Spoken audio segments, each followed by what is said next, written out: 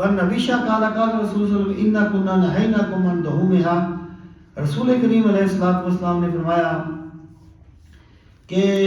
میں نے تمہیں منع کیا تھا، ہم نے تمہیں منع کیا تھا ان لحومها، ان کا گوشت کھانے سے، ان تاکلوا، ان کے گوشت سے، ان تاکلوها فوق ثلاث، کہ تم 3 دن سے زیادہ قربانی کا گوشت نہ کھاؤ،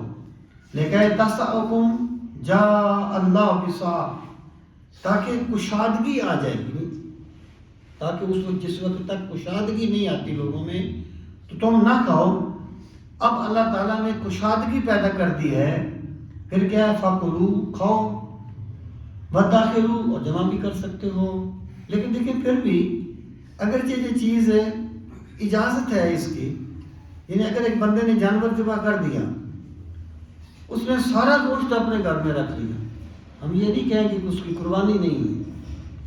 لیکن اس نے قربانی کی نعمت کی قدر نہیں کی۔ یعنی اس میں جو ہے نا کہ اللہ تعالیٰ نے اس کو، یعنی لوگوں کا بھی حصہ جو ہے اس میں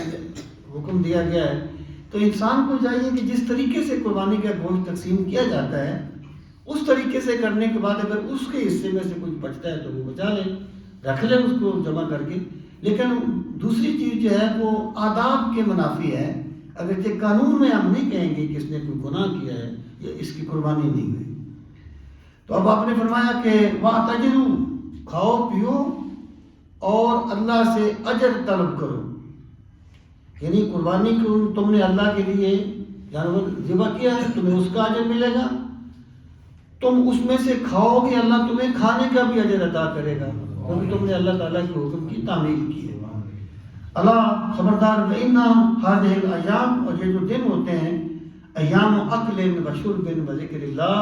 یہ کھانے پینے کے اور اللہ کو یاد کرنے کے دن ہیں۔ تو قربانی کے دنوں میں انسان کو کھانے پینے سے اسلام نے منع نہیں کیا، لیکن یہ ہے کہ وہ اپنی حد کے اندر رہے